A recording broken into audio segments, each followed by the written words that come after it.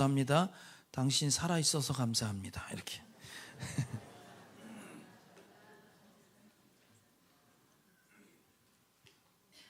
왜냐하면 이번 주에 제가 엊그제 장례를 치렀는데 제 방에 있는 토마토를 장례 치렀습니다. 방울토마토 2그루가 있었는데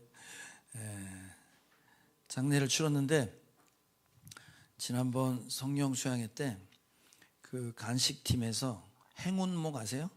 요만한 나무에 이렇게 잎사귀 난 거, 그거를 3개를 제 방에 갖다 놓고 가셨어요. 컵에 담긴 거를.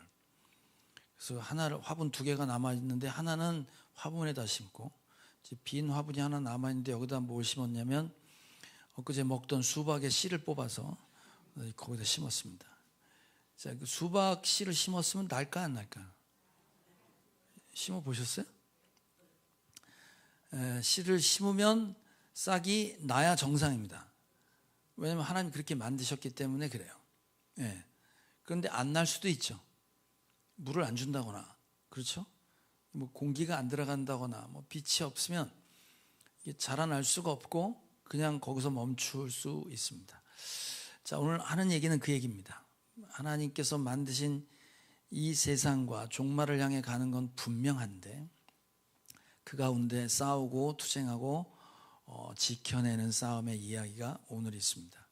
우리가 지난주에 그 2 증인이 한때, 2때, 반때 42달 1260일 동안 이제 고난을 받는 기간에 2 증인은 하늘로부터 권세를 받았다 그랬어요. 그 권세가 뭐였냐면 엘리야와 모세에게 주었던 권세를 가지고 이 세상과 싸워 이길 수 있도록 했는데, 실제는 싸우는 거는 그 무기 갖고 싸운 게 아니라 사랑과 기쁨과 평화 혹은 오래 참음, 친절, 신실 이런 것 갖고 싸웠단 말이에요. 자, 오늘은 실제로 그 2 증인이 어떤 싸움을 했고 누구랑 싸웠는지가 오늘 본문에 나오게 됩니다. 오늘 본문은 보면 아비소스, 무적행이라고 하는 악한 것들이 갇혀 있는 곳에서 짐승이 하나 나타나요. 그 짐승이 올라와서 2 증인을 죽였다 이렇게 나옵니다. 이제 오늘 짐승 얘기를 할 건데, 그 짐승은 계시록에 계속해서 나와요. 13장에 이제 그 짐승에 대한 얘기가 자세하게 나와서 13장 할 때 이제 공부하겠지만 어쨌든 짐승이 나왔으니까 그 짐승이 누구냐는 오늘 이제 아시고 가셔야 돼요. 자, 계시록 13장에 또 한번 짐승 얘기가 나오는데 한번 그걸 보고 갑시다. 시작. 나는 바다에서 짐승 하나가 올라오는 것을 보았습니다. 그 짐승은 뿔 10과 머리 7이 달려 있었는데 그 뿔 하나하나에 왕관을 쓰고 있고 그 머리 하나하나에는 하나님을 모독하는 이름이 붙어 있었습니다.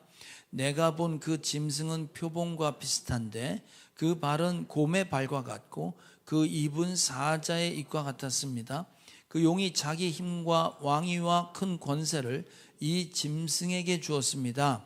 그 짐승은 큰 소리를 치며 하나님을 모독하는 말을 하는 입을 받고 42달 동안 활동한 권세를 받았습니다. 이제 짐승이 나타나서 42달 1260일 동안 사람들을 괴롭히는 권세를 받고 힘들게 한다 이 말이죠. 이제 그 2 증인이 그 짐승과 싸웠는데 짐승이 이겨서 그 2 증인, 복음을 전하는 자가 죽게 됩니다. 그러면 이제 원래 이제 우리나라 말에는 안 나오지만 원어를 보면 짐승 앞에 정관사가 있어요. 그 짐승이 올라와서 죽였다 이렇게 나와요. 그러니까 그 짐승이면 이미 알고 있는 짐승인 거예요. 그럼 이제 계시록을 받아봤던 당시의 사람들은 짐승이 올라왔대. 그럼 그 짐승이 뭔지 알았어요. 왜냐하면 다 구약에 나오는 얘기예요. 자, 구약 어디에 나오냐면 다니엘서에 나옵니다. 자, 다니엘 7장에 보면 그 짐승에 대한 이야기가 자세히 나와요. 한번 같이 읽을게요. 시작. 다음은 다니엘이 한 말이다. 내가 밤에 환상을 보았는데 동서남북 사방에서 하늘로부터 바람이 큰 바다에 불어닥쳤다. 그러자 바다에서 모양이 서로 다르게 생긴 큰 짐승 4마리가 올라왔다. 첫째 짐승은 사자와 같이 보였으나 독수리의 날개를 가지고 있었다. 내가 살펴보고 있는 동안에 그 날개들이 뽑혔다. 그 짐승은 몸을 일으키더니 사람처럼 발을 땅에 디디고 섰는데 사람의 마음까지 지니고 있었다. 또 살펴보니 다른 짐승 곧 둘째 짐승은 곰과 같았는데 뒷발로 서 있었다. 그 짐승은 갈빗대 3개를 물고 있었는데 누군가가 그에게 이렇게 말하였다. 일어나서 고기를 많이 먹어라. 그 뒤에 내가 또 살펴보고 있는데 또 다른 짐승이 나왔다. 그것은 표범처럼 생겼으나 걔는 새 날개 4개가 있었고 머리도 4개나 달려 있었으며 아주 권위가 있어 보였다. 그 뒤에 내가 밤의 환상을 계속 살펴보고 있는데 넷째 짐승이 나왔다. 그것은 사납고 무섭게 생겼으며 힘이 아주 세었다. 이 짐승은 쇠로 된 큰 이빨을 가지고 있어서 그것으로 먹이를 잡아먹고 으스러뜨리며 먹고 남은 것은 발로 짓밟아 버렸다.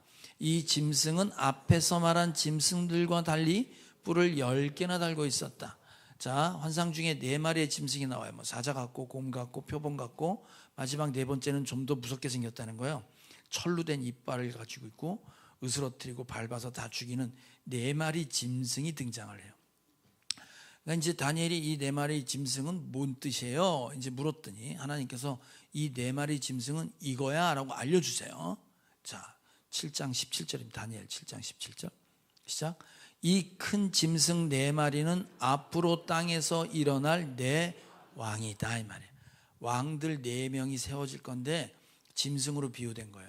그래서 성경은 뭐라고 얘기하냐면 그 4왕을 바벨론의 왕, 그 다음 페르시아의 왕, 그 다음에 알렉산더의 헬라 왕, 그 다음에 마지막이 로마의 황제 왕을 얘기합니다. 계시록을 받았을 때 왕은 누구냐면 로마의 황제였습니다. 그러니까 이 4왕에 대한 얘기예요. 근데 첫 번째, 두 번째, 세 번째 왕과 다르게 4번째 왕은 좀 더 무서웠다 그러잖아요. 그러니까 이제 다니엘이 궁금해진 거예요. 4번째 왕은 뭐예요? 하고 이제 궁금해서 또 이제 봐요. 자, 그 4번째 왕에 대한 얘기입니다. 짐승에 대한 얘기. 19절부터 시작. 그때 나는 넷째 짐승의 참뜻을 더 알고 싶었다. 이 짐승은 다른 모든 짐승과 달랐으며 매우 사납고 쇠 이빨과 노쇠 발톱으로 먹이를 잡아먹고 으스러뜨리고 그 나머지 짐승들을 발로 짓밟아 버렸다. 나는 또 그 짐승의 머리에 있던 10뿔과 새로 돋아난 다른 뿔 하나도 알고 싶었다. 그 다른 뿔 앞에서 3뿔이 빠졌다. 그 뿔에는 눈들이 있고 크게 떠드는 입이 있었으며 그 모습이 다른 뿔들보다 강해 보였다. 내가 보고 있을 때 새로 돋은 그 뿔이 성도들에 맞서서 전쟁을 일으키고 그들을 이겼다. 그러니까 4번째 짐승은 좀 더 무서웠는데 거기 보니까 뿔이 10개가 있고 그 뿔 10개가 중에 성도들을 괴롭히고 성도들과 싸워서 이겨서 전쟁을 하는 뿔들이 있다 이 말이에요. 그러니까 이제 다니엘이 그 10뿔은 또 뭐야? 그리고 얘네들이 우리를 괴롭히네? 그럼 10뿔은 뭡니까? 하고 또 물어요. 그랬더니 이제 그 4번째 짐승에 있는 10뿔이 뭐라고 설명을 또 해줘요. 자, 그 설명 한번 들어볼게요. 7장 24절 시작. 그 10뿔은 이 나라에서 일어날 10왕이다. 그 뒤에 또 다른 왕이 일어날 것인데 그 왕은 먼저 있던 왕들과 다르고 또 전에 있던 새 왕을 굴복시킬 것이다. 그가 가장 높으신 분께 대항하며 말하며 가장 높으신 분의 성도들을 괴롭히며 정해진 때와 법을 바꾸려고 할 것이다. 성도들은 한 때와 두 때와 반 때까지 그의 권세 아래 놓일 것이다. 자, 이게 이제 네 마리의 짐승이 이제 바다에서 올라오는 걸 봤어요. 특별히 이제 4번째 짐승에 주목을 해보면 앞에 있는 이게 다 왕이라고 그랬단 말이에요. 세 왕을 다 물리치고 일어서는데 이 4번째 왕을 10왕이라고 또 얘기를 해요. 그리고 이 사람들이 이제 성도들을 괴롭히는 그런 장면을 보게 됩니다. 그럼 아까 얘기했잖아요. 바벨론, 페르시아, 그 다음에 헬라, 로마였어요. 그럼 이제 4번째가 로마의 왕인데 이 왕에 특별히 이들이 성도를 괴롭히고 말 것이다 하고 그 다음 왕은 언급이 안 되어 있습니다. 그러면 이 계시록을 받았을 때 사람들은 로마의 식민지하에 있었고 로마의 그 박해가 있었던 시절이었기 때문에 이 4번째 왕이 우리를 괴롭히고 우리를 힘들게 하는구나, 바로 그 왕이구나 라고 생각하면서 말씀을 받았단 말이에요. 그럼 오늘날은 뭐냐 이게 오늘날. 네 번째 왕은 오늘날 누구를 얘기하는 거냐 이 말이지. 그 당시에 황제가 있었기 때문에 그 황제 개인을 지칭할 수 있어요. 만약에 그런 식으로 해석을 하면 오늘날에 우리 사람들을 힘들게 했던 몇몇의 인물들이 있지. 만약에 히틀러 그러면 온 세상 전쟁통을 만들고 7천만 명이 죽는 일이 벌어졌단 말이에요. 그럼 저 왕은 우리를 괴롭히는 왕이구나 이렇게 생각할 수 있겠지. 우리가 파송한 캄보디아의 폴포트는 300만 명을 학살했어요. 자기 정권 잡겠다고. 그러니까 지도자 하나 잘못 세우면 큰일 나는 거예요. 그런 왕들을 얘기할 수도 있습니다. 그러면 지금 어느 나라 왕을 오늘날 얘기하는 거냐 이 말이지. 오늘날 각 나라마다 국기가 있고 그 국가를 상징하는 휘장이 있습니다. 배 위에 왕이나 대통령이 있으면 우리나라의 휘장은 뭔지 아세요? 뒤에 뭐가 그려져 있는지 아세요? 새인데, 네, 봉황새. 참새가 그려져 있진 않잖아. 우리나라의 왕을 상징할 땐 봉황이 그려져 있어요. 봉황이. 그럼 미국이라는 나라를 상징할 땐 뭐가 그려져 있는지 아세요? 무슨 독수리? 대머리 독수리? 흰머리 흰머리 독수리. 독일도 독수리입니다.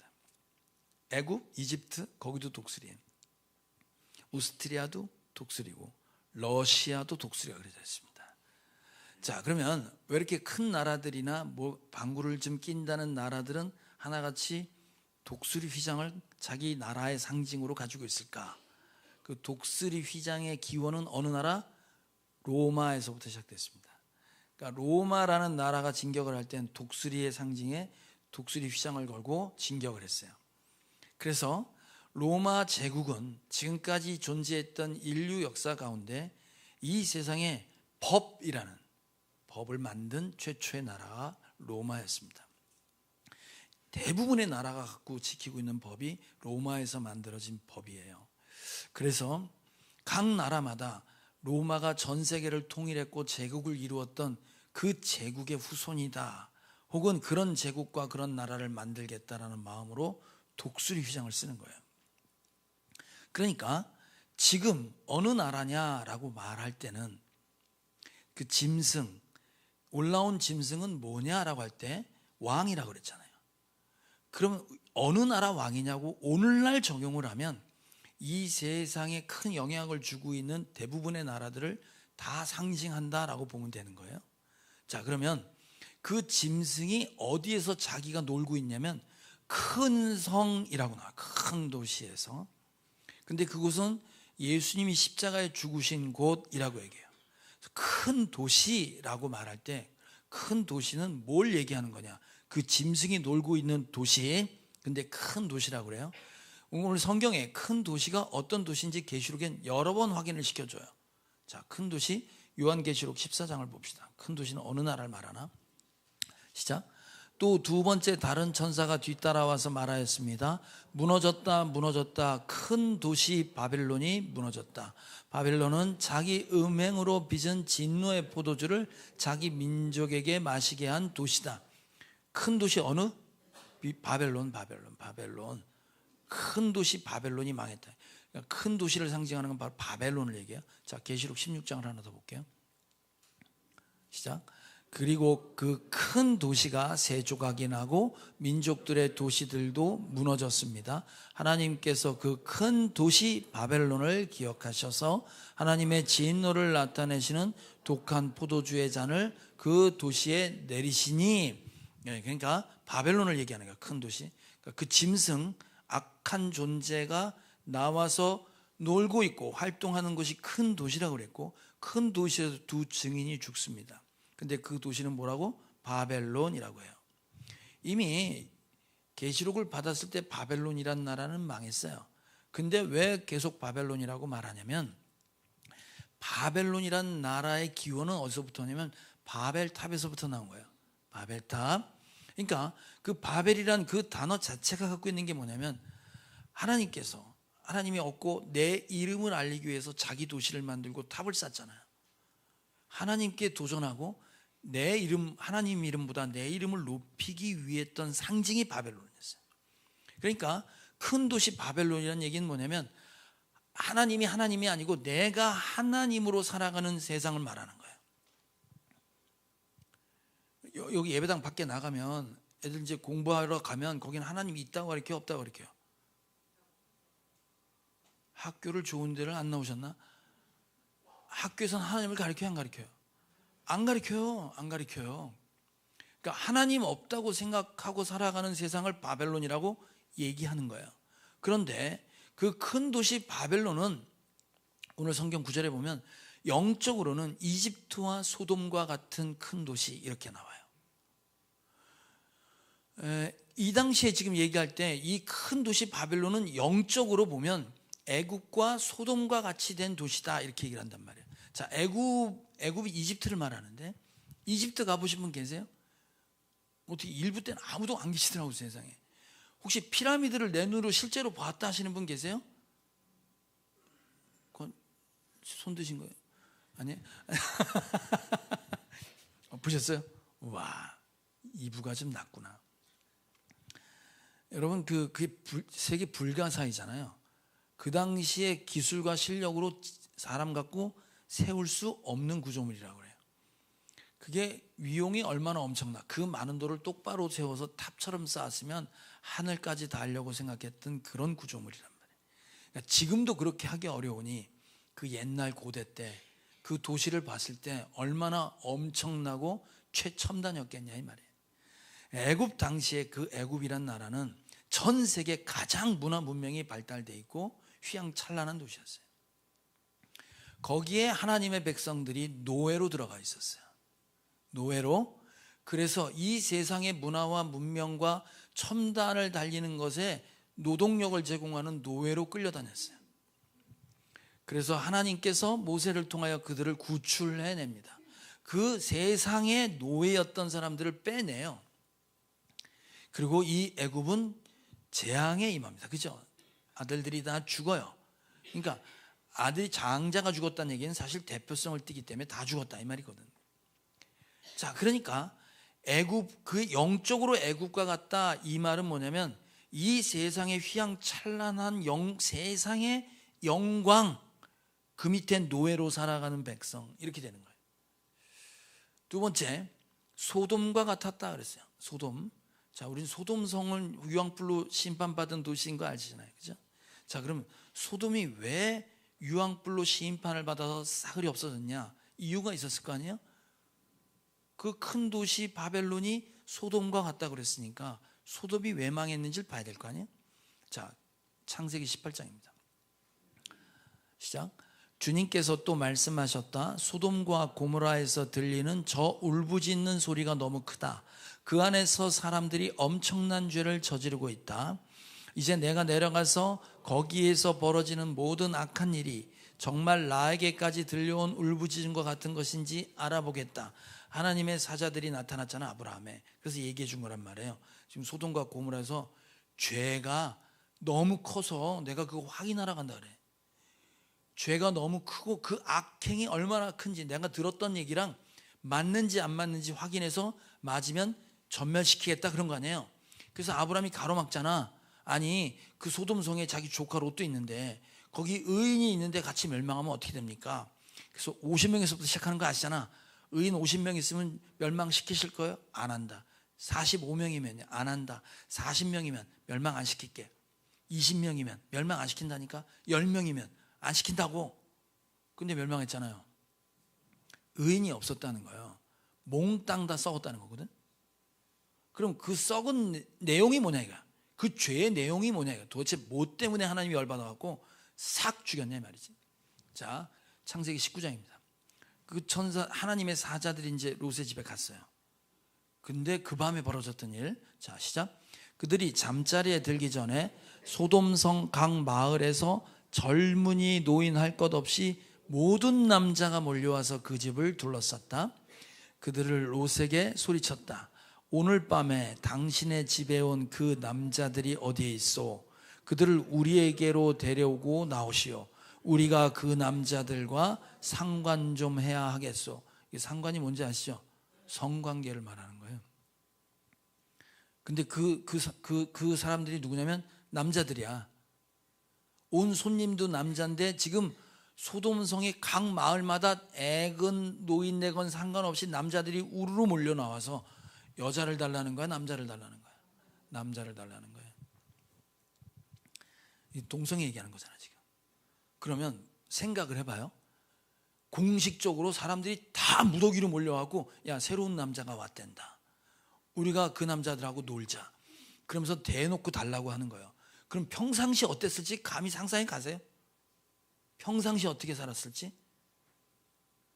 여러분, 이 동성애가 이런 거예요. 지금 가끔 저를 이상한 눈빛으로 바라보는 남자 성도분들이 계신데, 회개하세요. 회개. 큰일 날 일이에요. 이거 큰일 날 일이에요. 지금 성적인 타락의 최첨단이 어디냐면 동성애. 그러니까 지금 이 정도로 성적으로 타락해서 그 정도였단 말이에요 지금. 그래서 심판했다는 거예요. 또 다른 성경엔 소돔이 이래서 망했다고 그래요. 자, 에레미야서 한번 또 볼게요. 왜 망했다고 그랬는지. 시작. 그런데 이제 내가 예루살렘의 예언자들에게 끔찍한 일들을 보았다. 그들은 간음을 하고 거짓말을 한다. 악행을 저지르는 자들을 도와서 어느 누구도 죄악에서 떠날 수 없게 한다. 내가 보기에 그들은 모두 소돔 사람들과 같이 되었고 예루살렘 주민은 고모라 백성과 같이 되었다. 이거 지금 뭐냐면 예루살렘에 있는 예언자들, 목사들이에요. 목사들을 보니 다 간음하고 거짓말을 할 뿐만 아니라 악을 행하는데 너도 해. 그래서 그 악에서 벗어나지 못하도록 그러고 있다는 거예요. 목사들이. 목사가 그러니까 그 밑에 백성은 볼 것도 없지. 그렇게 된 거예요 지금. 자, 보세요. 이게 지금 도덕적으로 신앙적으로 부패했는데 그 하나님의 말씀을 받은 자들이 간음, 여기서 간음은 실제 간음도 있지만 영적 간음인 우상 숭배가 더 컸어요. 사실은 예배당 안에 우상을 세워놨어요 이렇게. 그래서 하나님한테 구하는 것 따로, 세상에서 구하는 건 얘한테 구해. 이렇게 된 거예요. 여기 자기 혼자만 악을 저지르는 게 아니라 모든 성도들 다 데려가서 여기서 절해. 여기다 구해라. 이렇게 된 거예요. 그래서 그 악에서 빠져나가지 못하도록 하는 거예요. 여러분, 그 죄를 지면 혼자죠, 같이죠? 어떻게 잘 알아? 우리 남자분들 옛날에 우리 학교 다닐 때 누가 이상한 책 갖고 오면 혼자 봤어, 다 돌려봤어? 대답을 하세요. 또 나만 쓰레기야? 여러분, 그랬잖아요. 그러니까 이 악을 행하는 거는 전염이 돼. 전염이 된다니까. 내 주변에 그런 일을 하는 사람들이 있잖아요.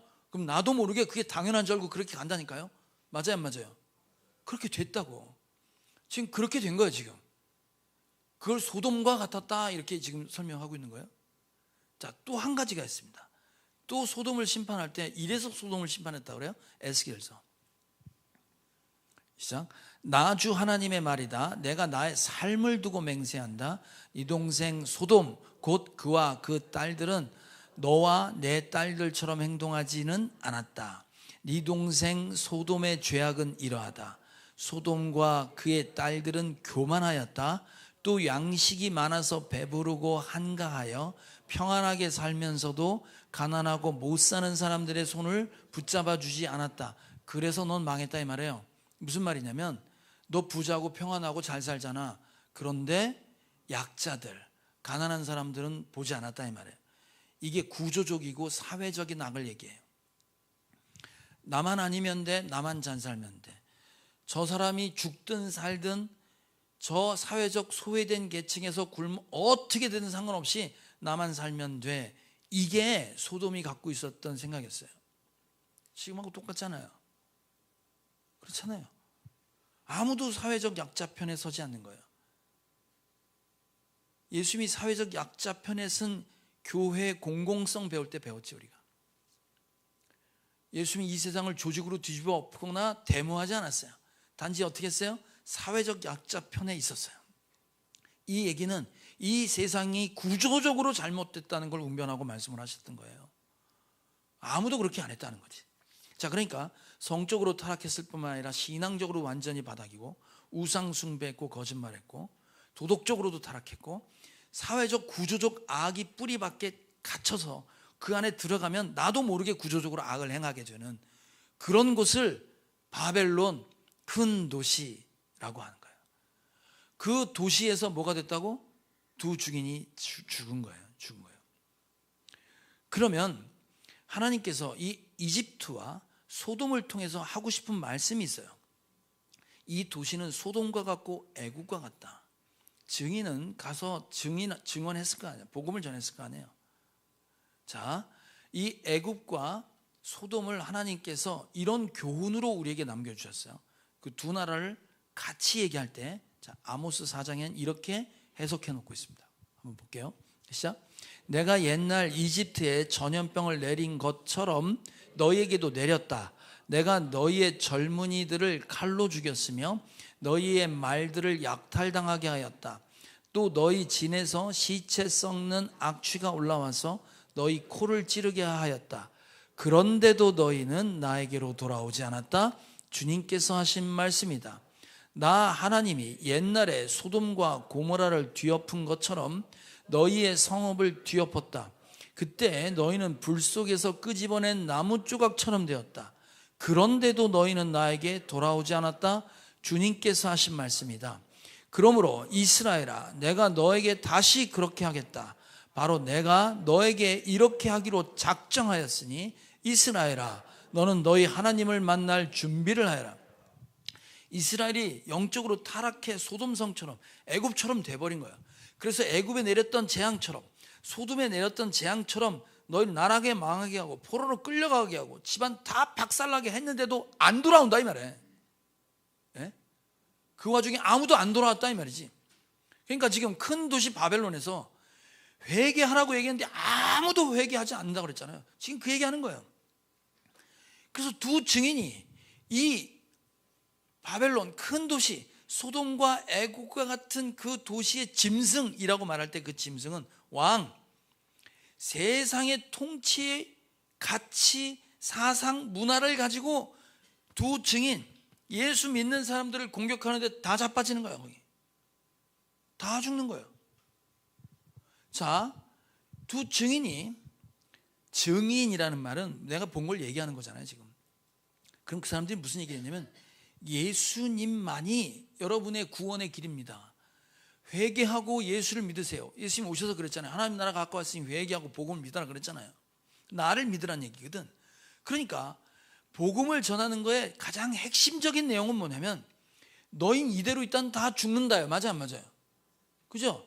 그럼 사람들이 물어볼 거 아니야. 내가 왜 죽는데? 너 죄 때문에 그래. 내가 무슨 죄가 있는데?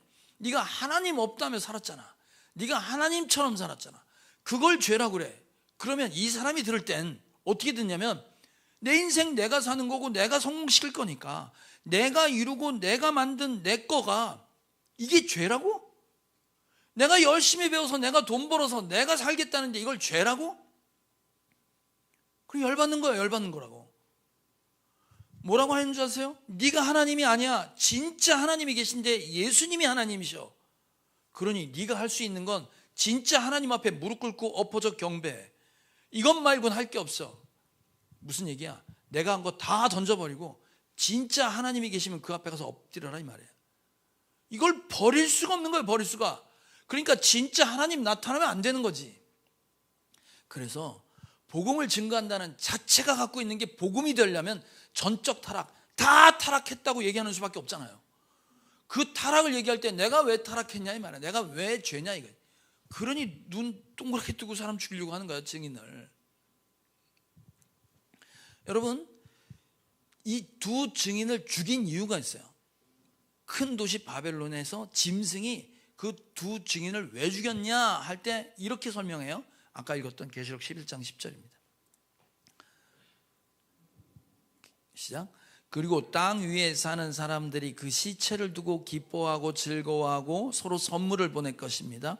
그것은 이 두 예언자가 땅 위에 사는 사람들을 괴롭혔기 때문입니다. 계속해서 하나님 얘기하고 빛에 대한 얘기를 하니까 어둠이 참을 수가 없는 거예요. 그래서 이 사람들을 죽여놓고 잔치를 벌였다는 거 아니야 지금. 꼴 좋다, 죽었다.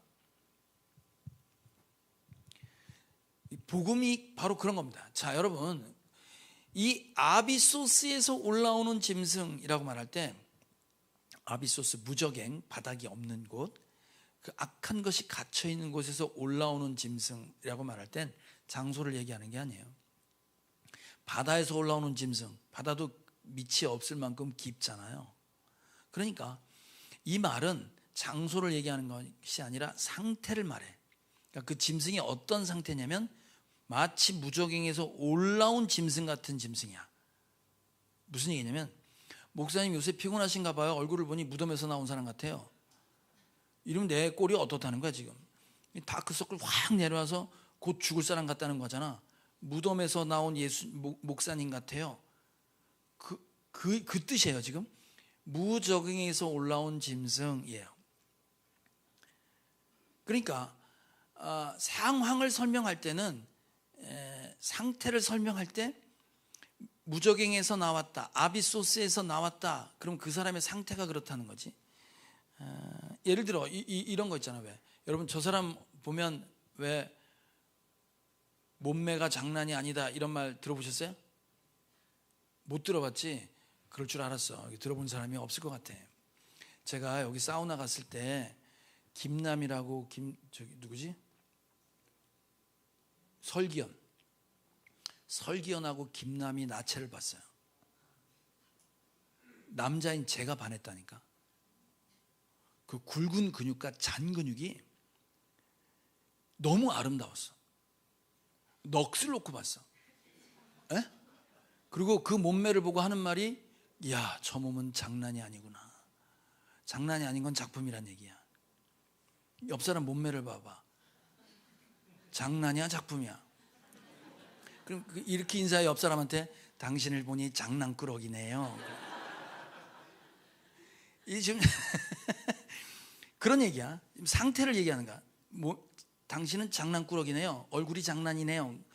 형편 없다는 얘기잖아.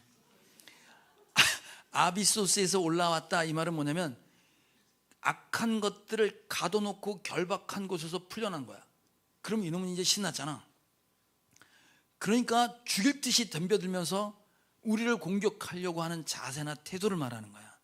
그러니까 이 짐승들이 지금 어떻게 우리를 공격하고 있다는 설명을 하기 위해서 그는 마치 무덤에서 기어 나와가지고 우리를 잡아먹을 것 같은 짐승이 이 세상의 가치와 이 세상의 문명을 가지고 우리를 유혹해서 다 죽이려고 덤비고 있다 이 말이에요. 그 가운데 우리가 해야 되는 일은 증인으로 서라 이 말이지. 자, 여러분, 이 세상에 증인으로 살다 보면 세상과 반드시 부딪힐 수밖에 없잖아요. 그럼 우리는 부딪힌다고 하니까 나가서 전쟁하고 싸우는데, 실제 여러분 예수 믿고 나가서 전쟁하고 싸워야 안 싸워? 안 싸우잖아요. 오늘 말로 바꿀게요. 오늘 말로 바꿔서 이 세상과 대립해서 세상이 나를 죽이려고 하는 것과 차이가 뭐냐면 이런 거예요. 여러분, 예수 믿는 사람은 새로운 피조물이라고 그래. 영으로 거듭난 다시 태어난 사람이라고 그래요. 다시 태어난 사람과 옛사람의 차이가 있어요. 어떤 차이가 있냐면 재미가 달라. 재밌는 게 달라져. 제가 예수 믿기 전엔 음주 가무 노는 거가 재밌었어요. 맞아요 안 맞아요? 그렇잖아요. 근데 지금 뭐가 재밌어? 그렇지? 하나님 얘기하는 거 재밌지 않아요? 뭐지 이 분위기는?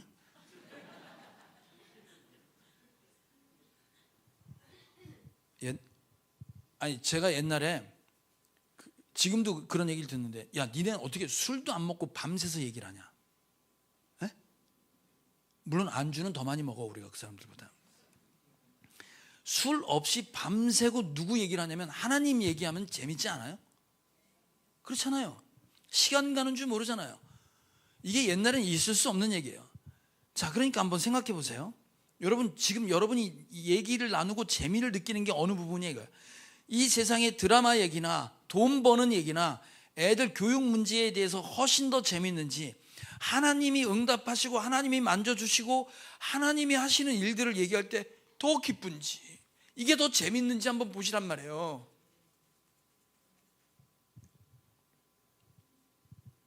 이게 이 세상과 충돌하는 겁니다. 이게 이 세상과 싸우는 얘기예요. 그래서 여러분, 목장에서 매주 모여서 세상 얘기, 일상적인 얘기, 학교 얘기 백날 해야 세상에서 더 재밌게 하잖아요. 우리가 모여서 하는 얘기는 그 일상 가운데, 공부하는 가운데 하나님이 나한테 어떻게 했는지, 이번 주에 기도했는데 하나님이 이렇게 응답하셨는지, 이 어려운 상황 가운데 하나님이 나한테 이걸 알려주셨고 깨닫게 해주셨다는 그런 간증과 이야기들이 훨씬 재밌잖아요. 그래서 그 얘기 하는데 시간 가는 줄 모르는 거 아니에요. 그게 우리가 달라진 문제예요. 여러분, 그래서 이 세상의 복과 우리가 생각하는 복은 다른 거야. 이 세상 사람들은 왜 이 얘기를 하냐면 이게 복 받았다고 생각하는 거잖아. 성공하고 승진하고 돈 많이 벌고 좋은 집에 좋은 차에 많이 배운 거를 성공했다고 하고 이게 재밌으니까 이 얘기를 하는 거란 말이에요. 우린 이게 재밌지 않아요. 이게 훨씬 재밌어요. 그래서 성경 자체가 얘기할 때, 복을 얘기할 때 구약의 시편 1편, 성경 전체를 요약한 시편 1편에 복 있는 사람은, 복 받은 사람은 누구냐 이 말이에요. 악인의 꾀를 따르지 아니하고 죄인의 자리에 서 있지 않고 오만한 자의 자리에 앉지 않고 오직 하나님의 말씀을 즐거워하여 밤낮으로 그걸 묵상하는 자가 복 받은 자다, 그렇게 얘기하잖아요. 어디 여기 복이 그런 얘기가 있어요. 신약으로 넘어오면 예수님이 하신 말씀 있잖아. 팔복. 마태복음 5장에 산상수훈의 팔복 얘기할 때 세상에 복 받은 사람은 이런 사람이야 그랬잖아. 복 있는 사람은 가난한 사람이야, 마음이 애통한 사람이야, 이런 얘기하잖아요. 온유한 사람, 의에 줄이고 목마른 사람, 마음이 청결한 사람, 긍휼히 여기고 불쌍히 여기는 사람, 자비를 베푸는 사람, 의를 위하여 박해받는 사람, 이런 사람들이 복 있다고 얘기해요. 아니 거기에 뭘 소유하고 뭘 갖고 있는 게 뭐가 있어요? 하나도 없잖아요. 무슨 얘기인지 알아요? 마음이 가난해, 마음속에 애통함이 있어, 불쌍히 여기는 마음이 있어. 이게 무슨 말이냐면 이런 얘기야. 목장 얘기를 안 하려고 했는데 우리 목장 얘기를 할게요. 내가 하는 목장이니까 얘기하는 거예요.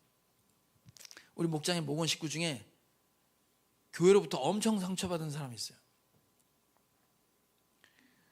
자기 인생에 용서가 안 되는 세 종류의 사람이 있대. 세 개자식이 있는데 두 사람이 목사야. 두 사람이 목사야. 한 사람은 전도사야.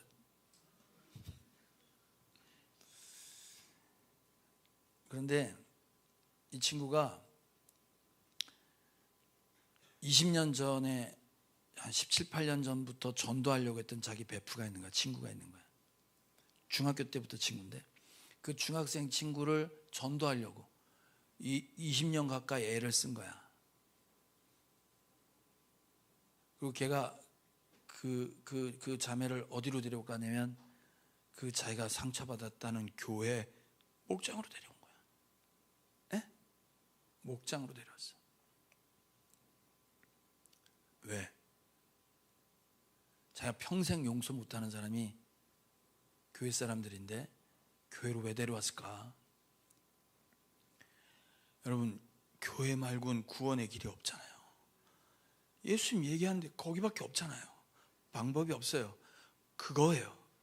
나는 힘들고 어려워도 이 영혼을 향해 불쌍히 여기는 마음과 애통하게 여기는 마음, 그의 마음의 가난함을 느낀 자가, 이 사람의 하나님과의 사랑의 관계가 맺어지지 않으면 죽어 의에 줄이고 목마른 자가, 그걸 위해서 받는 박해를 받고 있는 자가 복 있다고 그랬지. 그거 다 짊어지고 데리고 온 거지. 그걸 복이라고 하는 거야. 또 하나 예를 들게요. 목장 탐방을 갔는데 그 목장에서 나온 얘기예요. 내가 예화로 쓰겠다고 양해를 구하고 하는 거예요. 지금 내가 여잔데 남편이 있고 애가 있어.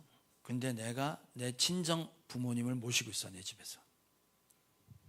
근데 아들이 있어. 엄마의 아들이 있어. 남동생이 있는데 남동생은 딴 데 살아. 난 지금 그러니까 내 남편 예수 안 믿는 사람이야. 여자만 혼자 예수입니다. 안 믿는 남편과 자기 부모님을 모시고 있는 거야, 집에서. 남동생이 왔어. 가족이, 부부가 왔길래 이 남편이 하는 얘기야. 너 주말에 들어와서 토요일 날 와서 어머니랑 같이 있으면서 어머니랑 같이 식사하고 그러고 가라 그런 거예요. 한 달에 한 번이었나? 아무튼 그 얘기를 한 거야. 그런데 이 남동생은 교회를 다니는 친구야, 부부가. 뭐라고 얘기했냐면 이렇게 얘기한 거야.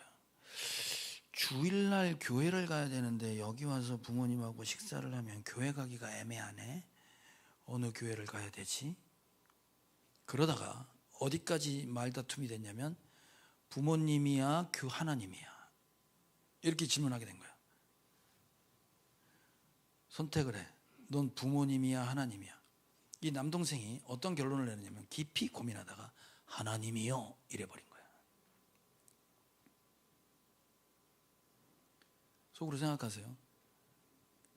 이 사람이 지금 잘하고 있는지 한번 생각해 보라고. 그때 안 믿는 남편이 어떤 결론을 내렸냐면 아내와 딸은 교회를 나가고 있는데 아직 어린 아들은 교회를 안 가고 있었어요. 이 남자가 안 믿는 사람이 이렇게 얘기했다는 거야.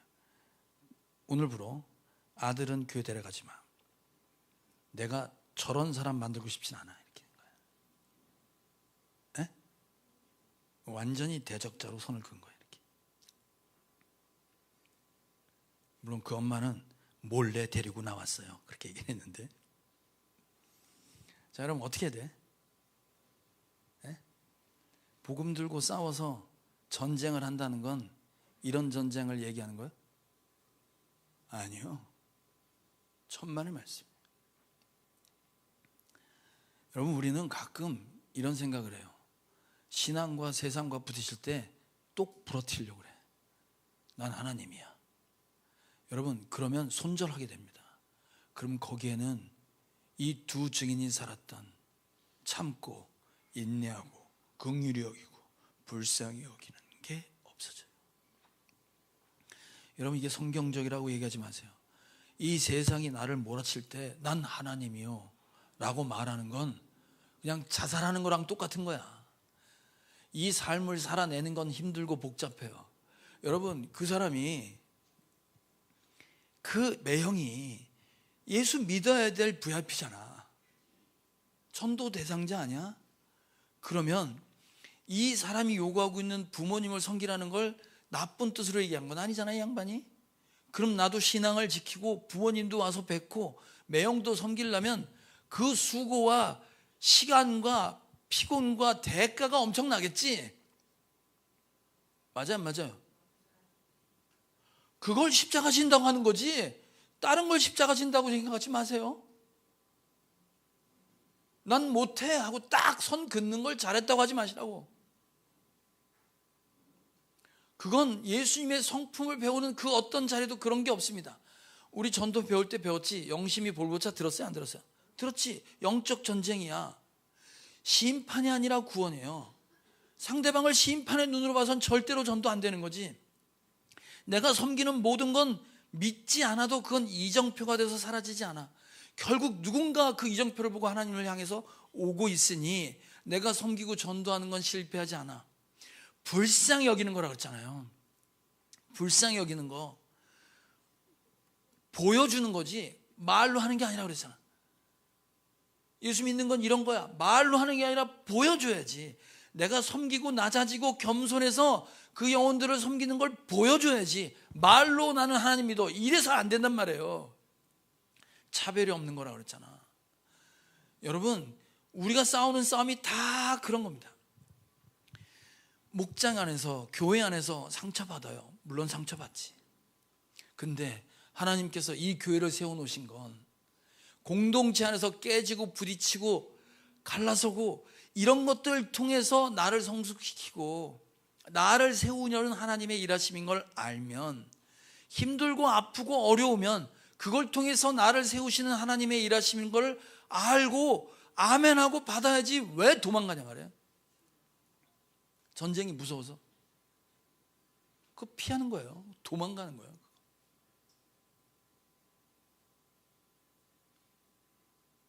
우리 목자 목녀님들 생각해 보세요. 그렇게 힘들게 하고 아프게 하는 사람들 언제까지 품을 건데 라고 할 때 끝까지 품는 이유가 뭡니까? 영적 전쟁하고 있는 거예요. 이 두 증인이 싸웠던 전쟁하고 있는 거예요. 그래서 어떤 꼴 당했는지 아시죠? 큰 대로에 시체를 버렸대. 장례도 치러주지 않아. 그래서 세상 사람들이 보고 꼴 좋다 저거 봐라. 예수 믿는다고 하는 꼬라지가 저 꼬라지다. 손가락질 당한단 말이에요.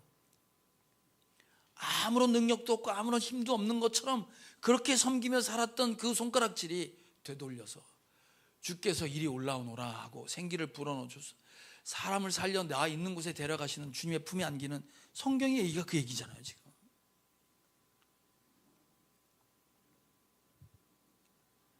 전쟁의 자리를 피하지 마세요. 피하지 마시라고요. 그 대가를 내가 치르고 그 증인으로 산다는 건 이 세상의 가치가 나를 무너뜨리려고 할 때 아니 라고 말하고 그렇게 살아내고 그렇게 버티고 그렇게 지키는 거예요. 여러분, 내가 섬김을 받다가 섬겨봐야 할 거 아니에요. 집집이 돌아가면서 목장을 하라. 나도 섬겨보면 힘들어. 내가 힘들고 아프고 고통스럽고 아파봐야 주님이 나한테 어떤 마음을 가지셨는지 알고 내가 잘할 거 아니에요. 집집이 돌아가자 그러니까 우리 목장에 어떤 청년이 오피스텔에 살아요. 원룸. 그냥 혼자 누우면 간주선이 누울 수 있는 그곳에. 그건 열고 목장했어요. 그 친구가 음식 다 하고 남자애가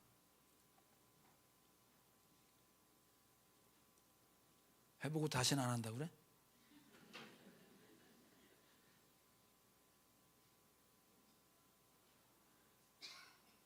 그 연장을 벗어나지 말고 승리하는 저와 여러분 되길 주님의 이름으로 축복합니다.